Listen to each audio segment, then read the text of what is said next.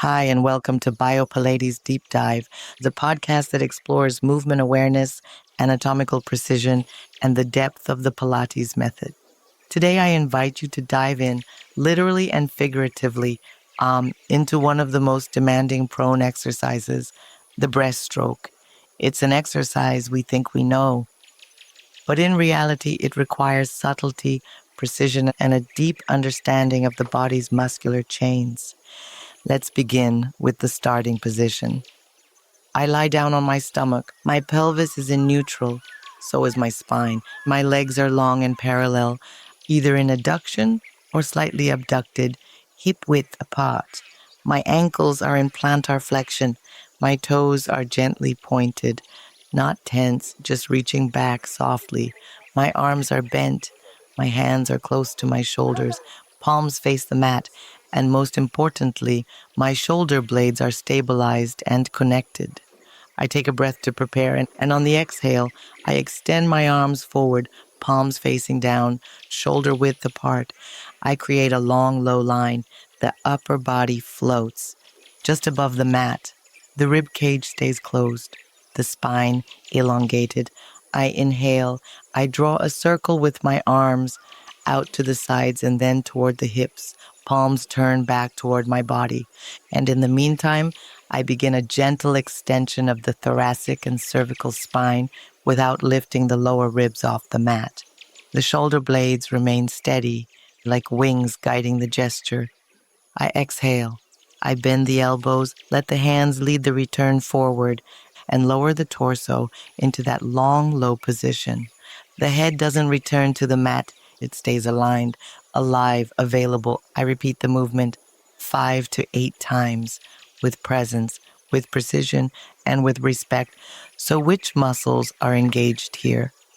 The transverse abdominis, of course, to stabilize the lumbopelvic region, the deep pelvic floor supporting the base of the movement, the erector spinae in the upper back, bringing the spine into extension, the obliques and hip extensors maintaining pelvic neutrality, the posterior deltoids, the latissimus dorsi, and the teres major guiding the movement of the arms.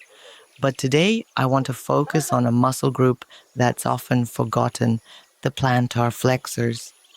They're the ones that keep the ankles in flexion, that stabilize the base, and that prevent any unwanted lumbar extension.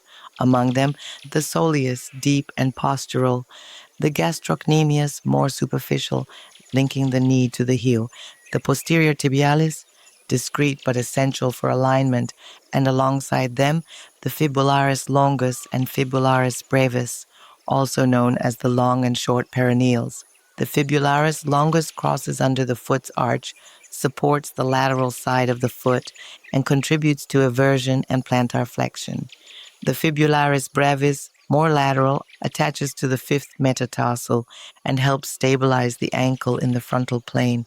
All these muscles work in synergy, in a postural tone. They keep the foot extended, the pelvis stable, and support the entire upper body. But for a muscle to activate, willpower alone is not enough. You need nerves. And for a nerve to respond, a specific condition must be met. It's called the excitation threshold. It's an electrical threshold, a number, a boundary, generally around minus 55 millivolts. If the electric potential stays below that value, nothing happens. But if it's exceeded, then everything activates. Sodium channels open. Sodium ions rush into the cell. The membrane depolarizes. The potential goes from negative 70 to positive 30 millivolts. This electrical wave travels along the axon, heading toward the muscle. There, it triggers the release of acetylcholine, the neurotransmitter of movement.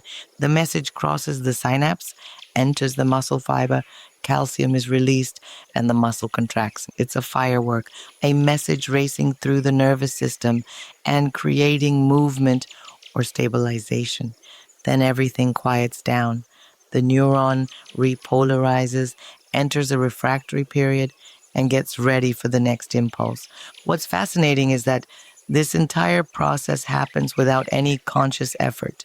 It occurs every time, and you engage your transverse, point your foot, or stabilize your pelvis. And the more you practice, the faster your nervous system becomes. The threshold is reached more easily, and the gesture becomes fluid, economical, precise. The variations offered in this exercise are not just accessories, they refine the work, they make it smarter. The ring between the ankles creates resistance in the lower body. The flex band across the back intensifies scapular mobilization. A pad under the anterior superior iliac spine prevents anterior pelvic tilt. A small sponge between the knees reinforces the midline connection. All of these tools also reshape proprioception, neurological responses, and the finesse of movement. At its core, breaststroke is a global exercise, one of coordination, anchoring, and regulation, an exercise that reminds us movement isn't just about muscles, it's about breath, intention, electricity, and memory. Thank you for listening to this episode of Bio Pilates Deep Dive. I'll see you very soon. For a new exploration of the moving body, take care of your posture, your nerves, and your breath. See you soon.